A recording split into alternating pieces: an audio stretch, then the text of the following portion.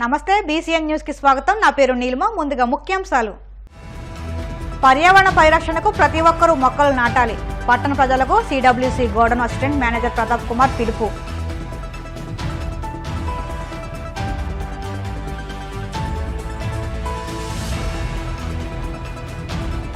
అధికారులపై దాడులు చేస్తే చర్యలు తప్పవన్న గురజాల డీఎస్పీ శ్రీనివాసరావు. వెల్దుర్తి మండలంలో అటవీ శాఖ అధికారులపై దాడి చేసిన 5గురి అరెస్టు.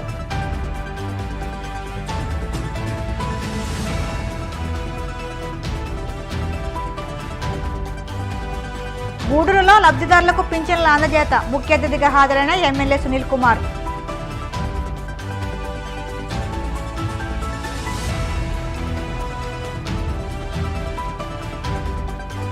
కొయ్యలగూడు నల్లజల రోడ్డుపై రైతుల రాస్తారోకో. జలాల నుంచి ధాన్యం బకాయిలు ఇప్పించాలంటూ డిమాండ్. ప్రతి ఒక్కరూ ఒక మొక్కలు నాటి పర్యావరణ పరిరక్షణకు సహకరించాలని CWC godown assistant manager Pratap Kumar పిలుపునిచ్చారు. సిడబ్ల్యూసీ గోడౌన్ లేబర్ యూనియన్ ఆధ్వర్యంలో పశ్చిమ గోదావరి జిల్లా తాడేపల్లిగూడెంలోని నల్లజల రోడ్డులో మొక్కలు నాటారు. ఈ కార్యక్రమానికి ముఖ్య అతిథిగా ప్రతాప్ కుమార్ హాజరయ్యి మొక్కలు నాటే కార్యక్రమానికి శ్రీకారం చుట్టారు. ఈ కార్యక్రమంలో మరో అతిథి ఏఐటీయూసీ రాష్ట్ర ఉపాధ్యక్షులు డి సోమసుందర్ పాల్గొని మాట్లాడుతూ పట్టణ సుందరీకరణలో భాగంగా మొక్కలు నాటే కార్యక్రమం చేపట్టడం శుభపరిణామం అని అన్నారు. ఈ కార్యక్రమంలో ఆయా సంఘాల నాయకులు, యూనియన్ సభ్యులు పాల్గొన్నారు. తాడేపల్లిగూడెం పురపాలక సంఘం వారు పట్టణంలో కొన్ని రోడ్లని బ్యూటిఫికేషన్ చేస్తున్నారు. అందులో భాగంగానే కేఎన్ రోడ్డు ఎస్వి రంగారావు విగ్రహం దగ్గర నుంచి ఊరు బయట కనకదుర్గమ్మ గుడి వరకు ఈ రోడ్లని బ్యూటిఫై చేయాలనే నిర్ణయం తీసుకున్నారు. అందులో భాగంగా సిడబ్ల్యూసి గోడౌన్ దగ్గర ఈ గోడ మెయిన్ గేట్ దగ్గర నుంచి గోడౌన్ చివరి వరకు కూడా ఈ గోడౌన్ ప్రహరీ గోడ ఉంది. ఆ ప్రహరీ గోడ వారంట మొక్కలు నాటితే బాగుంటుందని చెప్పి వారు సజెస్ట్ చేశారు.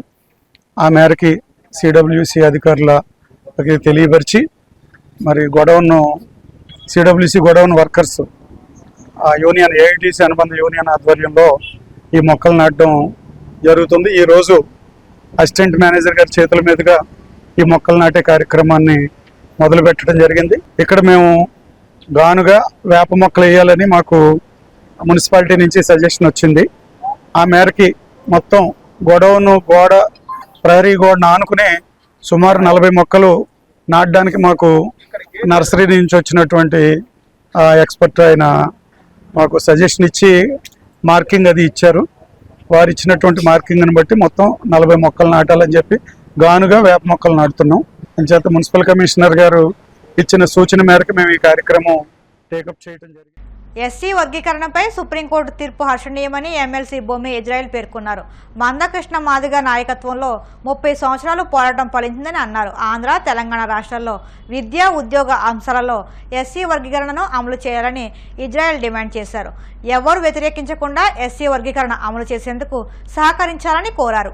భారతదేశంలో అత్యున్నతమైనటువంటి న్యాయస్థానం సుప్రీంకోర్టు ఎస్సీల వర్గీకరణం సబ్జెక్టు మీద గత సుదీర్ఘకాలంగా చర్చించి ఎస్సీ వర్గీకరణ ఖచ్చితంగా అవసరం ఈ రాష్ట్రాల్లోని ఈ దేశంలో అని చెప్పేసి తీర్పు ఇవ్వడం పట్ల ముందుగా హర్షం వ్యక్తం చేస్తూ సుదీర్ఘకాలం పాటు గత 20 సంవత్సరాలుగా వర్గీకరణ ఉద్యమంలో అనేకమైనటువంటి ఆటుపోట్లు వచ్చినప్పటికీ కూడా దీనిపైన రాజకీయంగా అనేక మంది అనేక కుట్రలు పడినప్పటికీ అంతిమ విజయం న్యాయం వైపు నిలిచింది. ఖచ్చితంగా దీన్ని హర్షించవలసిన విషయం. దీనికి సుదీర్ఘకాలం పాటు 30 సంవత్సరాలుగా ఉద్యమం చేస్తున్నటువంటి మా అందరి ప్రీతమ నాయకుడు, మా రాజ్య దైవం అయినటువంటి శ్రీ మందకృష్ణ మాదిగ గారికి హృదయపూర్వకంగా శుభాకాంక్షలు తెలియజేసుకుంటూ వర్గీకరణ ఉద్యమంలో అనేక మంది అసువులు బాశారు.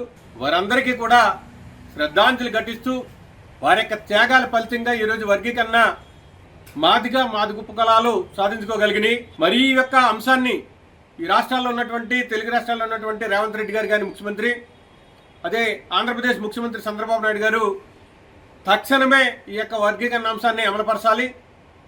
ఈ విద్యా సంవత్సరంలోనే మాదిగ ఉపకులాలకు చెందినటువంటి విద్యార్థులు నష్టపోకుండా, విద్యలో కానీ ఉద్యోగాల్లో కానీ నష్టపోకుండా వర్గీకరణ అంశాన్ని ఖచ్చితంగా అమలు చేయాలని చెప్పి డిమాండ్ చేస్తున్నాం.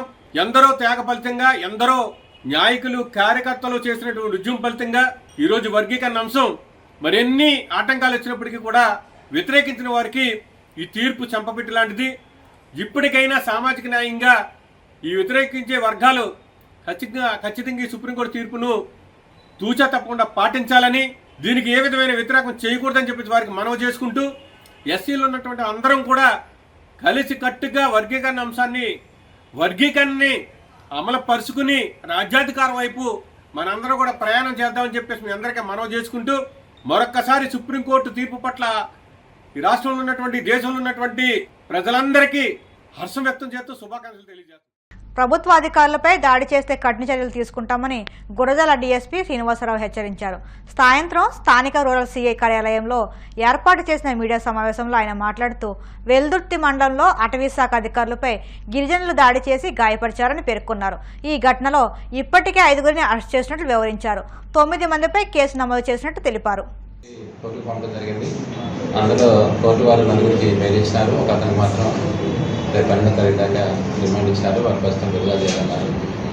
అదేవిధంగా దానికి సంబంధించి ఒక లాండ్ ఆర్డర్ కేసు ఒకటి పడ్డాయి.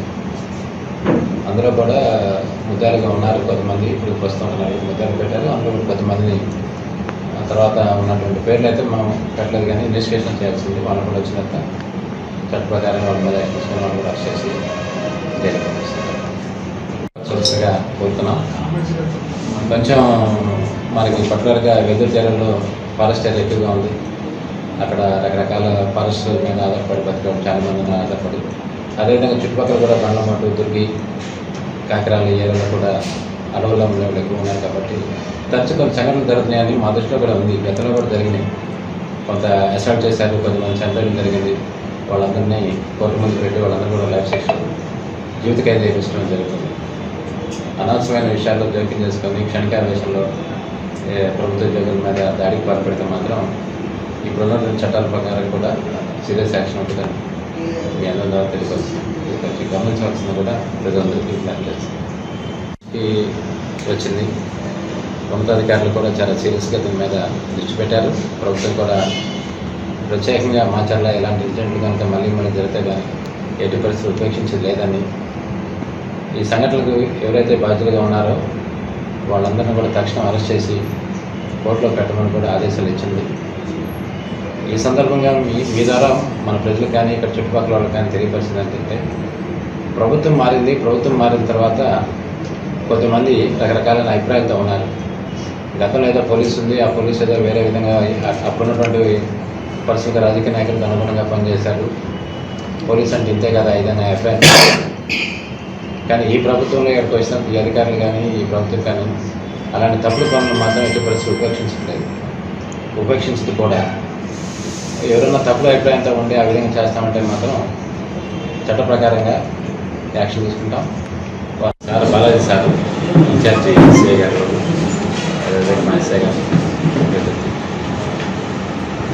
నిన్న మన మాచర్ల పరిధిలోని వెల్దుర్తిలో అనుకున్న దురదృష్టకర సంఘటన జరిగింది. గత 3 నెలలుగా మన పక్కగా పల్నాడు జిల్లాలో అందులో గురజాల, మాచర్ల నియోజకవర్గాల్లో ఉన్నటువంటి ప్రత్యేక పరిస్థితి దృష్ట్యా పోలీస్ యంత్రాంగం అనేది అనేక రకమైన చర్యలు తీసుకుంది శాంతి భద్రతలు కాపాడడానికి. ఇందులో ఎన్నో సెక్యూరిటీ కేసులు పెట్టడం, బైనరీ కేసులు పెట్టడం, ముందస్తు చేయడం, వాళ్ళ మీద రోడ్డు షీట్ ఓపెన్ చేయడం, కేసులు ఇన్వాల్వ్ అయినా, అదేవిధంగా కొన్ని కేసులు మొత్తాలుగా ఉండి అరెస్ట్ కాకుండా వాళ్ళందరూ అరెస్ట్ చేయడం, ఎన్నికలు తీసుకొచ్చి మళ్ళీ వాళ్ళందరినీ అరెస్ట్ చేసి ప్రభుత్వ పాఠశాలల్లో ఇంగ్లీష్ మీడియాన్ని టీడీపీ వ్యతిరేకిస్తుందని మాజీ మంత్రి ఆదిమూలపు సురేష్ ఆరోపించారు. ఇప్పుడు కూడా అదే ధోరణితో వ్యవహరిస్తుందని, టోఫెల్ శిక్షణను రద్దు చేయడం పేద విద్యార్థులకు అన్యాయం చేయడమే అన్నారు. అమ్మఒడి పథకాన్ని అమ్మకు వందనం అని పేరు మార్చారని, స్కూళ్లు తెరిచి 2 నెలలు అవుతున్నా ఆ పథకం గురించి మాట్లాడడం లేదన్నారు. వైసీపీ ప్రభుత్వం తీసుకొచ్చిన పథకాలపై విషం చిమ్మే ప్రయత్నం చేస్తున్నారని ఆయన ధ్వజమెత్తారు. ఇచ్చిన హామీలు అమలు చేయకుండా సాకులు చూపుతున్నారని సీఎం చంద్రబాబుపై విరుచుకుపడ్డారు.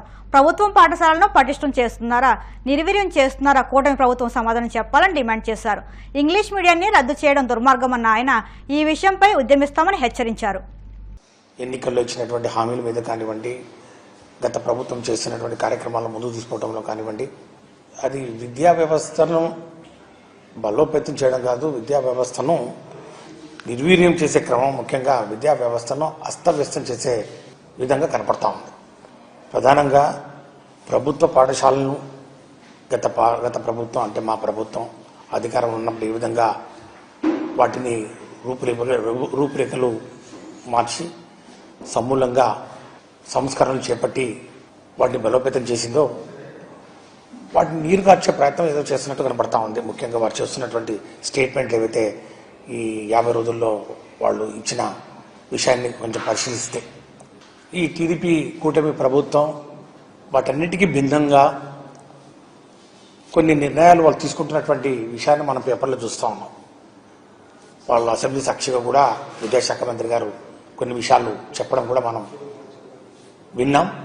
అందులో ప్రధానంగా 4 అంశాలు అందరినీ విస్మయానికి గురి చేస్తూ ఉన్నాయి, ఆందోళనకు గురి చేస్తూ ఉన్నాయి.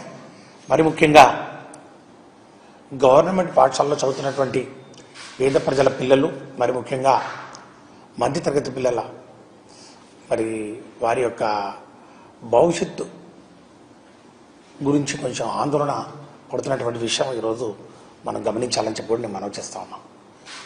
ఉదాహరణకు ఈ 50 రోజుల్లో వాళ్ళు తీసుకున్నటువంటి కొన్ని నిర్ణయాలు ప్రధానంగా గవర్నమెంట్ పాఠశాలలో ఇంగ్లీష్ మీడియం గురించి మొదటి నుంచి వాళ్ళు టీడీపీ నాయకులు కానివ్వండి, టీడీపీ పార్టీ కానివ్వండి, వాళ్ళ యొక్క ఆలోచన విధానం కానివ్వండి, వాళ్ళకి సంబంధించినటువంటి కూటమి పార్టీలు కూడా కానివ్వండి, ఈ ఇంగ్లీష్ మీడియం ప్రభుత్వ పాఠశాలల్లో ప్రవేశపెట్టడానికి పూర్తిగా వాళ్ళు వ్యతిరేకత కనపరిచినటువంటి విషయం మనం చూసాం. చివరకు కోర్టులు సైతం వెళ్ళి కోర్టు గడప కూడా మరి దగ్గరికి వెళ్ళి తట్టి ఎటో విధంగా ఆపాలనే ప్రయత్నం వాళ్ళు చేశారు. మళ్ళీ అదే ధోరణిని మరి కంటిన్యూ చేసినట్టు మనం చూస్తూ ఉన్నాం, కనపడతా ఉంది. వారి మాటలు చూసి మరి వాళ్ళు మాట్లాడే మాటలను బట్టి చూస్తే. రెండవది ఈ టోఫెల్ శిక్షణ ఎవరికి ఏం హాని చేస్తుందో నాకు అర్థం అవ్వట్లేదు. ఈరోజు మరి ఎందుకు వాళ్లకు అది నచ్చలేదో నాకు అర్థం అవ్వట్లేదు. ఇది పూర్తిగా దీన్ని రద్దు చేయడం ఇది అనేది పూర్తిగా పేదలకు వ్యతిరేకమైనటువంటి నిర్ణయం. పేద విద్యార్థులకు, ముఖ్యంగా ప్రభుత్వ పాఠశాలలో చదివే వాళ్లకు తీవ్రంగా దెబ్బతీసే నిర్ణయంగా కనపడతాం.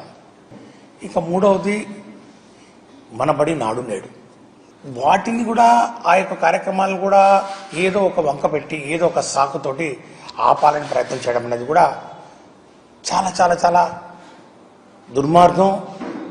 మేము తల్లులకు మరి పిల్లలను బడికి పంపిస్తే ప్రతి తల్లికి డబ్బులు ఇస్తామనే కార్యక్రమాన్ని వాళ్ళు మారుస్తూ అమ్మకు వందనం అని చెప్పి అది ప్రతి పిల్లవాడి ఇంట్లో ఎంతమంది ఉంటే అంతమంది, 2 ఉంటే 3 ఉంటే అదిగో నీకు నీకు నీకు నీకు 60,000 కానివ్వండి, 75,000 కానివ్వండి, మరి 90,000 కానివ్వండి, ఎంతైనా కానీ అందరికీ మేము ఇస్తామని చెప్పినటువంటి కార్యక్రమం, ఆ యొక్క అమ్మఒడి కార్యక్రమాన్ని ఈరోజు పేరు మార్చి అమ్మకు వందనం అనే కార్యక్రమం వాళ్ళు పెట్టి అంతకన్నా మెరుగ్గా ఇస్తామని చెప్పి బళ్ళు తెలిసి 2 నెలలు అవుతా ఉంది. వాళ్ళు ప్రభుత్వం వచ్చి కూడా 50 రోజులు అవుతా ఉంది. ఇదిగో ఆ తల్లులందరూ కూడా ఎదురు చూస్తున్నటువంటి పరిస్థితులు, పిల్లలందరూ కూడా ఎదురు చూస్తున్నటువంటి పరిస్థితుల్లో దాన్ని సడి చప్పుడు లేదు, దాని యొక్క జాడ కనపట్లేదు. మరి చావు కబురు చల్లగా అన్నట్టు ఈరోజు దాన్ని మళ్ళా ఇది సంవత్సరం మేము ఇవ్వటం లేదు అని చెప్పి ఏదో ఒక సాకు మళ్ళా ప్రతి కార్యక్రమం వెనక ఈ టీడీపీ యొక్క ఆలోచన విధానం యొక్క భావజాలం సాకులు చెప్తారు. ఇప్పుడు కాసేపు ప్రకటనలు.